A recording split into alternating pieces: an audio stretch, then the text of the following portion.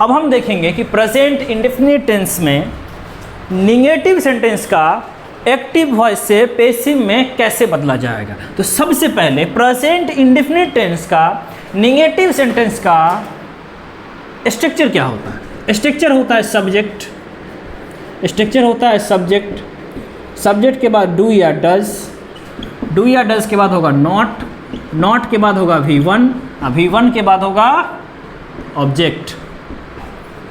ये स्ट्रक्चर है present indefinite tense का निगेटिव सेंटेंस का। सिंपल से बात जैसे पहले करते आए हैं, यहाँ लिखा है सब्जेक्ट, तो हम ले आएंगे सब्जेक्ट की जगह पे ऑब्जेक्ट को, सब्जेक्ट की जगह ऑब्जेक्ट को। अब डू डज लिखा है, तो जिस प्रकार से V1 के लिए is M R plus V3 use किए, तो यहाँ पे डू डज के लिए इज एम आर का प्रयोग करेंगे, डू डज के लिए इज एम और आर का प्रयोग करेंगे। नॉट है तो नॉट के बदले नॉट देंगे। ये V1 है, हमने पहले ही बोला है कि एक्टिव वॉइस में वर्ब का कोई भी फॉर्म रहे, V1 रहे, V2 रहे, V3 रहे, V4 रहे, V5 रहे, लेकिन पैसिव वॉइस में वर्ब का एक ही फॉर्म होगा, वो होगा V3। अब दे दिए V3, V3 के बाद ऐड करना होता है बाई को, अब बाई के बाद लगाते हैं सब्जेक्ट को, क्योंकि सब्जेक्ट की जगह चला गया था ऑब्जेक्ट और ऑब्जेक्ट की जगह क्या आ जाएगा subject.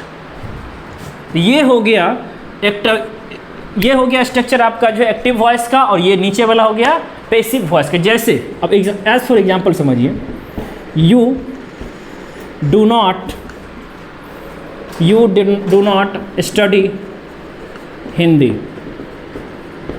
You do not study Hindi. अब इसमें सेंटेंस में सब्जेक्ट कौन है, यू है, डू डज हो गया हेल्पिंग वर्ब, नॉट स्टडी हो गया V1 और हिंदी हो गया ऑब्जेक्ट।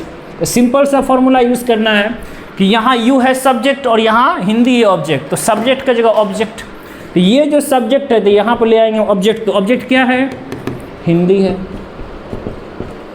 अब देखिए ऑब्जेक्ट के बाद क्या करना, इज एम या आर को हिंदी के साथ क्या लगाएंगे, इज लगाएंगे, नहीं इसके बाद क्या करना है, नॉट है तो नॉट दे देंगे। अब यहाँ क्या आ गया V1, V1 के लिए क्या यूज़ की है V3, स्टडी का V3 होता है स्टडीड, स्टडी। V3 के बाद बाय, बाय के बाद सब्जेक्ट, सब्जेक्ट में क्या यू, यू का ऑब्जेक्टिव केस यू होता है, यू का यू नहीं रखे हैं, यू का ऑब्जेक्टिव केस यू ही होता है। यदि यहाँ पे ही होता तो हिम हो देते, यदि यहाँ पर दे होता तो देम देते, सी होता तो हर देते, तो यहाँ पे ऑब्जेक्टिव केस यू का यू ही लिखा गया है। तो ये टॉपिक था प्रेजेंट इंडेफिनिट का निगेटिव सेंटेंस में किस प्रकार से एक्टिव से पैसिव बनाए जाएंगे। अब नेक्स्ट पार्ट देखेंगे कि इंट्रोगेटिव सेंटेंस को किस प्रकार से चेंज करेंगे एक्टिव टू पैसिव में। हटाओ